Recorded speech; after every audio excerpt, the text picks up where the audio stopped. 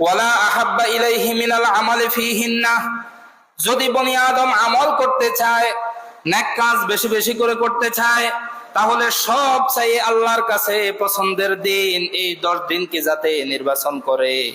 এই 10 দিন আল্লাহর কাছে সবচাইতে মহব্বতের দিন।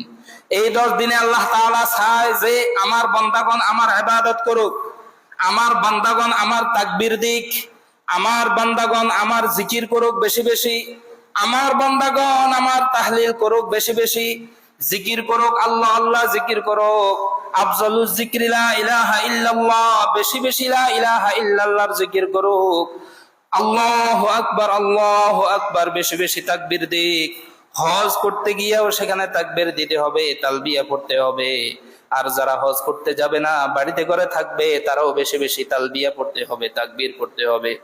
সকলে বলতে হবে আল্লাহু আকবার, আল্লাহু আকবার, লা ইলাহা ইল্লাল্লাহু আল্লাহু আকবার, আল্লাহু আকবার ওয়ালিল্লাহিল হামদ। আল্লাহ রাসূল সাল্লাল্লাহু আলাইহি ওয়াসাল্লাম বলেন, ফাকসিরু ফীহিন্না, এই 10 দিনে তোমরা বেশি বেশি আদায় করো মিনাত তাহমিদ, আলহামদুলিল্লাহ বেশি বেশি পড়বে, ওয়াত তাকবীর, আল্লাহু আকবার বেশি বেশি বলবে, তাকবীর দিবে। ফাকসিরু ফীহিন্না মিনাত তাহলিল, বেশি বেশি লা ইলাহা ইল্লাল্লাহ পড়বে। অতএব যদি আমরা তাহমিদ, তাকবীর, তাহলিল একসঙ্গে আদায় করতে চাই, বলতে হবে আল্লাহু আকবার, আল্লাহু আকবার, লা ইলাহা, সকলে বলুন লা ইলাহা ইল্লাল্লাহু আল্লাহু আকবার, আল্লাহু আকবার ওয়ালিল্লাহিল হামদ। শুধুমাত্র কোরবানির ঈদের নামাজ পড়ার যাওয়ার সময় আর আসার সময় 2-1 2-4 বার ইমাম সাহেব বলতে বলছেন, খতিব সাহেব ওয়াজের মধ্যে বলছেন, খুতবার মধ্যে বলছেন, এতটুকুর মধ্যে আমাদের তাকবীরের হক আদায় হবে না, এতটুকুর মধ্যে আমাদের তাহমিদ আর তাহলিলের হক আদায় হবে না। বরং জিলহজ মাসের শুরু থেকে প্রথম 10 দিন, বিশেষভাবে আইয়ামে তাশরিকের দিন পর্যন্ত, নামাজের পরে নামাজের আগে যে কোনো সময় আপনার স্মরণ হবে, এই দিনগুলোকে সম্মান জানিয়ে আমাকে আপনাকে বেশি বেশি করে তাকবীর পড়তে হবে। শুধু 2-4 বার পড়লাম ঈদের দিন, খুতবার মধ্যে শুনলাম, এতটুকুর দ্বারা এই হাদিসের উপরে আমলের হক আদায় হবে না। রোজার ব্যাপারে হাদিস শরীফের মধ্যে এসেছে এই দিনগুলোর মধ্যে বেশি বেশি করে রোজা রাখা। 1 তারিখ 2 তারিখ থেকে 9 তারিখ পর্যন্ত সাধ্যমতো রোজা রাখার আমলের মধ্যে শরীক হওয়া। 9 তারিখ আরাফার দিনের রোজা অবশ্যই অবশ্যই আমরা রাখার জন্য চেষ্টা করব।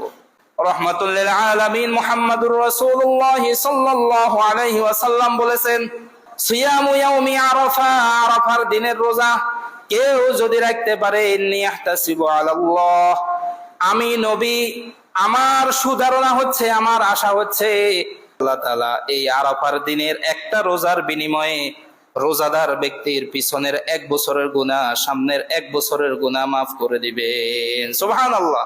এক রোজায় আগের পিছের 2 বছরের গুনাহ মাফ। সুবহানাল্লাহ বলবেন না?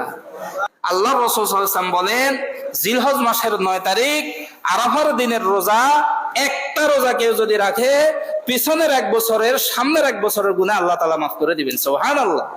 এজন্য এই 9 দিনের রোজার আমলটাকে গুরুত্ব দিব, বিশেষভাবে 9 তারিখ আরাফার দিবসের রোজাকে আমরা গুরুত্ব দিব।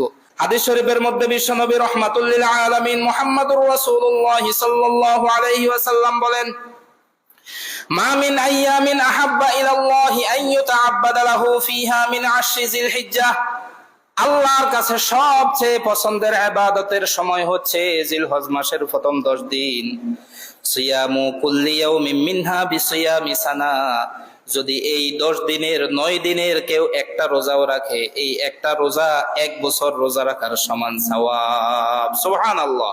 ওয়া কিয়ামি লাইলাতিন মিনহা বিকিয়ামি লাইলাতিল কদর, আর জিলহজ মাসের প্রথম 10 দিনের প্রত্যেকটা রাত হচ্ছে লাইলাতুল কদরের সমান। সুবহানাল্লাহ। তাহলে দিনে রোজা রাখলাম 1 বছর রোজা রাখার সওয়াব, আর রাতে কিয়ামুল লাইল করলাম, লাইলাতুল কদরে ইবাদত বندگی করার সওয়াব। সুবহানাল্লাহ। এই 10 দিন উপলক্ষে আরেকটা গুরুত্বপূর্ণ আমলের প্রতি মনোযোগ দিব। আমরা কোন অবস্থায় কবিরা গুনার মধ্যে জড়াবো না। কোন অবস্থায় কি করব না? কবিরা গুনাহ করব না। কোন অবস্থায় কবিরা গুনাহ করব না। সোমবার দিন সন্ধ্যার আগে আগে আমরা যারা কুরবানি দিব তারাও যারা কোরবানি দিব না তারাও সকলে শরীরের বর্জনীয় বিষয়গুলোকে আমরা ছেটে ফেলবো আগামী কয়দিনের জন্য? 10 দিন, ঈদের দিন পর্যন্তর জন্য। নখ চুল ইত্যাদি আমরা কাটবো না। ঈদের দিন যখন জন্তু জবাই হবে এরপরে আমরা ফ্রেশ হব।